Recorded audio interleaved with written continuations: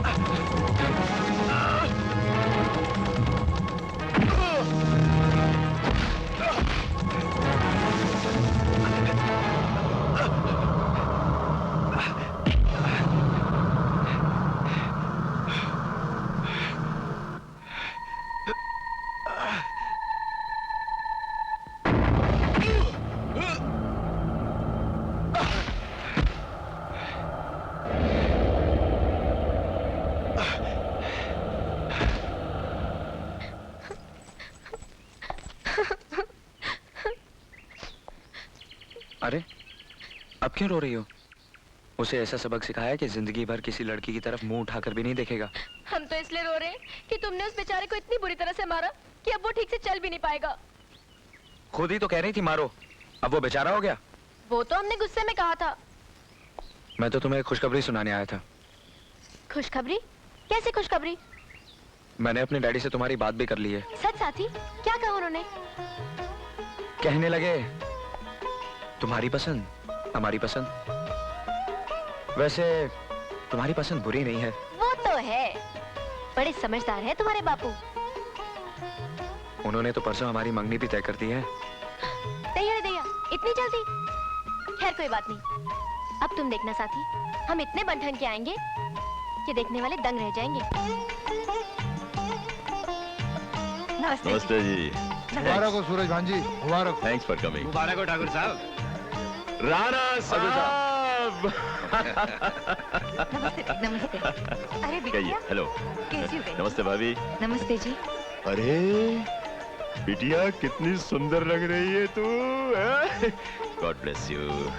हाँ साले साहब जी माइक लेके आना। पाइप घर में पानी बहुत है, अभी पाइप किस लिए? पाइप नहीं माइक्रोफोन। फोन? सब मेहमान तो आ गए, अभी फोन किसको करना है? मर गए। ओहो माइक माइक बोलने के लिए। हाँ हाँ हेलो हेलो चालू है। भाइयों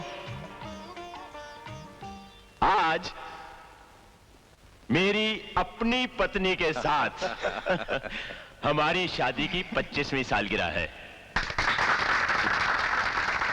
इस खुशी के मौके पर आप सबने शामिल होकर हमारी खुशियों को चार चांद लगा दिए हैं। आज मुझे एहसास हुआ कि अपनी पत्नी के साथ 25 साल गुजारने के इनाम में कितनी बधाइयां मिलती हैं। एक पंथ दो काज। आज हमारी जिंदगी की खुशियों में एक खुशी और शामिल होने वाली है। हमें कहते हुए बहुत खुशी होती है कि आज हम अपने बेटे राजा की मंगनी की रस्म भी यहीं पूरी करने वाले हैं।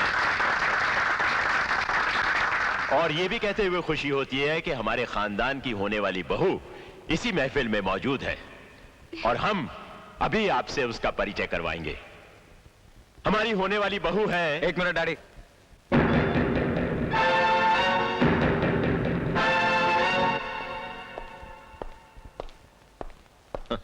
जीते रहो जीते रहो। माइक। ये मैं आप सबसे माफी चाहता हूं अगर मुझसे कोई गुस्ताखी हो जाए, मगर मैं आप सबसे और अपने डैडी से एक चीज की इजाजत जरूर चाहूंगा कि मैं अपने होने वाले साथी का परिचय खुद कराऊं। इजाजत है डैडी? हाँ इजाजत है। लेडीज एंड जेंटलमैन, हर इंसान अपने लिए एक ऐसा साथी चुनना चाहता है जो उसकी खुशी और गम में बराबर का साझेदार हो। मैंने भी अपने लिए एक ऐसा ही साथी चुना है जो सिर्फ और सिर्फ राजा से प्यार करता है।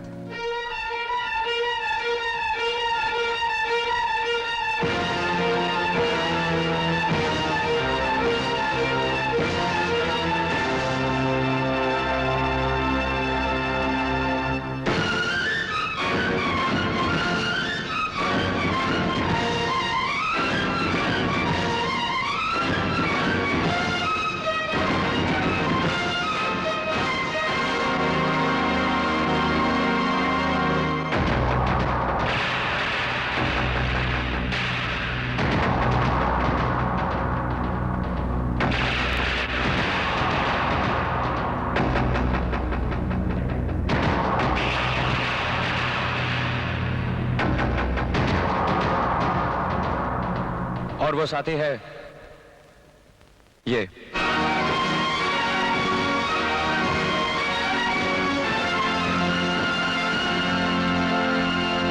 पल्लवी। क्या बात है डैडी? राजा अगर ये मजाक है तो इसे यहीं खत्म कर दो।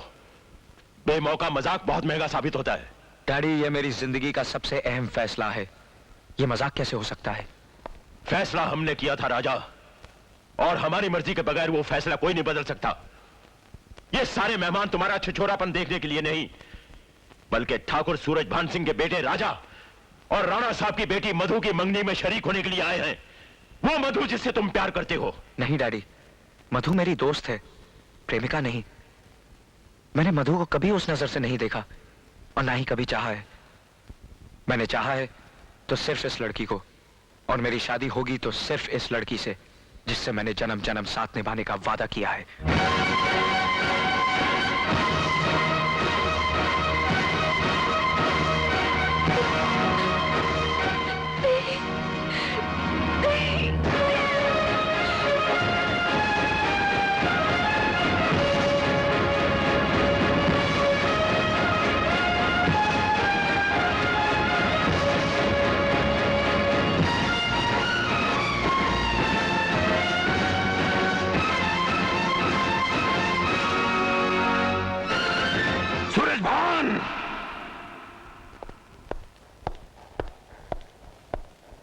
आज फिर इस हवेली में 25 साल पुरानी कहानी दोहराई गई है।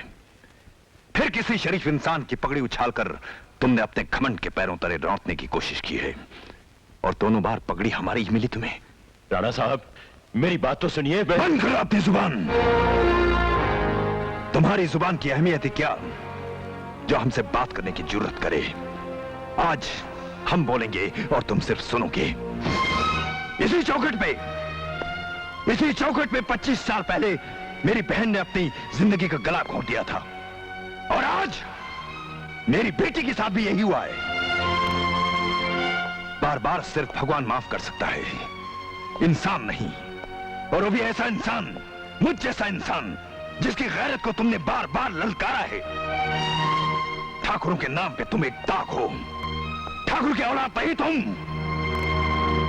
दोगले हो दो। ठाकुर साहब, जबान संभाल के बात कीजिए। राजा, मैं आज चुप नहीं रहूंगा। इस घमंडी ठाकुर को बता देना चाहता हूं कि चूड़ियां हमने भी नहीं पहन रखी, जो इसकी धमकियों से डर जाएंगे। कह दीजिए इनसे ये जब चाहे अपनी दिल की हसरत निकाल लें। बदतमीज, गुस्ताख, तेरी ये हिम्मत के बड़ों के सामने अपनी जुबान चलाए। हमने तुझे सीने से लगाकर रखा था, सर पर बैठने की इजाजत नहीं दी थी।